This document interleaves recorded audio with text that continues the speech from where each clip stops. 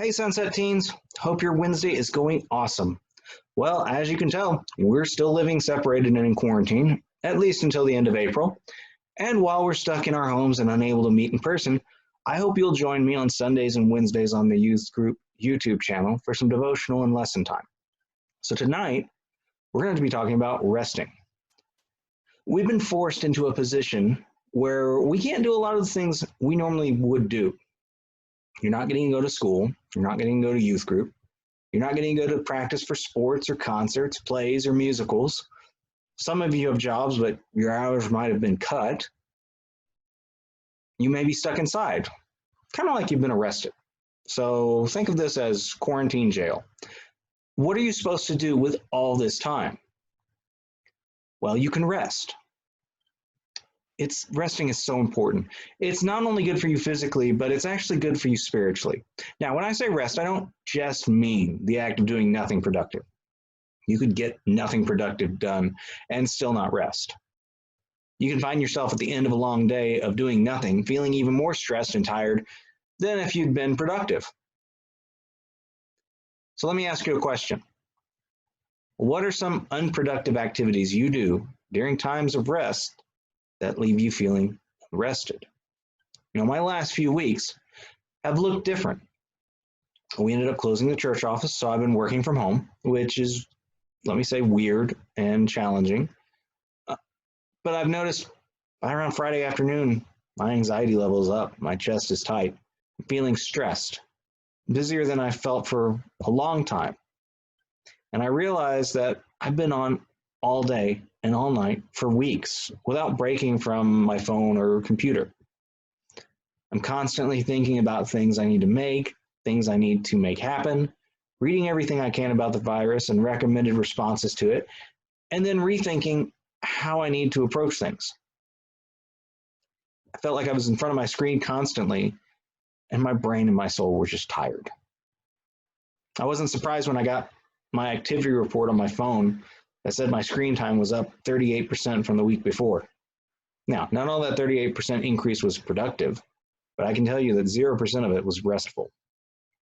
In Genesis chapter 2, verses 1 through 3, it says this: "So the creation of the heavens and the earth and everything in them was completed. On the seventh day, God had finished his work of creation, so he rested from all his work. And God blessed the seventh day and declared it holy, because it was the day when he rested from all his work of creation." We're to follow God's own example of resting when he created the world. He didn't rest because he needs rest. He rested so you could follow his example, because you need rest. Rest was so important that God commanded it in the Ten Commandments found in Exodus chapter 20, verses 8 through 11. The Ten Commandments can be split into two categories here: how we interact with God and how we interact with mankind. Of the 4 laws God put in the 10 Commandments regarding how we are to relate to him, he put rest in there. The Jewish people were to observe the Sabbath and rest. You still need rest today. You need to recover. You need to make sure you have the time, strength, energy to do what God's calling you to do. Rest doesn't mean inactivity, though. You can rest from your work and still do things that refresh you. So another question for you. What are some activities that you do that help you feel rested?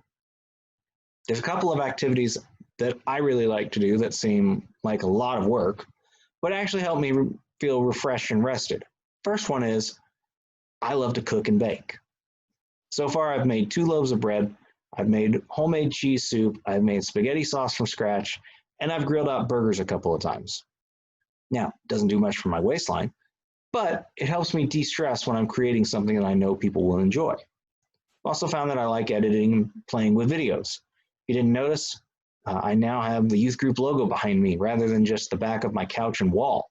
But one other important aspect to understand when it comes to rest is that we must also rest in God. We need to spend time with him. My focus may have been over here on all this activity, some required of me and some activities of my choice, but now those are gone. They've been removed from my life because I'm stuck at home. So now what? Should I whittle away the hours watching Netflix, playing with my kids, baking things, editing videos, and sleeping? No. Now, those are good things, But if my rest never includes God, it doesn't benefit my soul. We need to rest in God as well.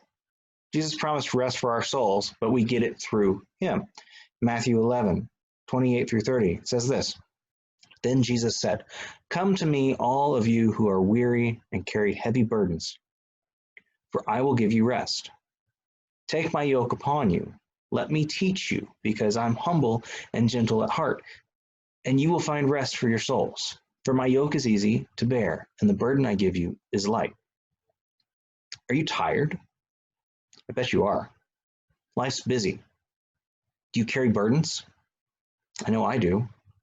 I'm sure there are unknown things outside of your control that are stressing you out right now. What's weighing you down? Whatever it is, Jesus said that he will give you rest. But here's where we find that rest, by taking his yoke upon us. Now, Jesus was a rabbi. He was a teacher in the Jewish faith. His disciples were his followers. Rabbis have a yoke, which is a list of requirements that laid out what it meant to be their followers. Part of being Jesus' disciple is having faith in him. That's the big one. But it also includes spending time with him, obeying him, trying to live like him. You don't have to nail all that perfectly to be his follower, but you should be trying to follow him. Here's the thing, though.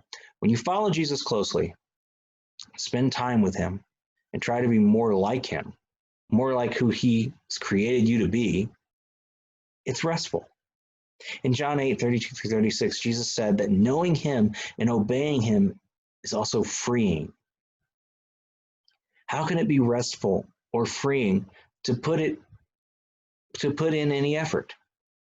Well, if I know what God wants from me, if I can help, it can help me say no to things that aren't for me, including some pretty good things. If I do what God wants me to do, my soul will not get weary and worn out, struggling through guilt and regret. If I spend time with God, I spend time plugged into the ultimate power source. So what are some ways you can rest in God? Obviously, we can and should be reading our Bibles and praying, but there are more ways to rest in God than that. You could go through old pictures to remember experiences God gave you of blessing and fellowship. You can put up verses or notes about who God is around your house so you can be reminded of them and reflect on them. You can also count your blessings and make a list of all the things God has given you for which you are thankful. Maybe you've been on a mission trip or retreat and took some notes. You can pull those notes out and read over them again. Remember what God spoke to you in those times, how you felt in those times when you were spending a lot of time with God and finding ways to spend that kind of time with him while you're at home. So what do you guys do? This is a perfect time to learn to rest. You're stuck at home right now. You'll never have more time to establish a healthy pattern of rest than you do right now. If you learn to prioritize it now, you'll be able to continue it after you get out of house arrest. I truly believe that if you put this time to good, restful use, you're going to want to continue because you're going to see the difference it makes in your lives. Melissa and I will help you as best we can. We'll provide you with opportunities, but only you can choose whether or not you'll do it. I know no one has Facebook, but I encourage you to get on there and join the youth group Facebook page. We also have the youth group Instagram for those that downright don't want Facebook. Make sure to like and share and subscribe to the Sunset Youth Group YouTube channel and leave a comment down below. Have a great rest of your week.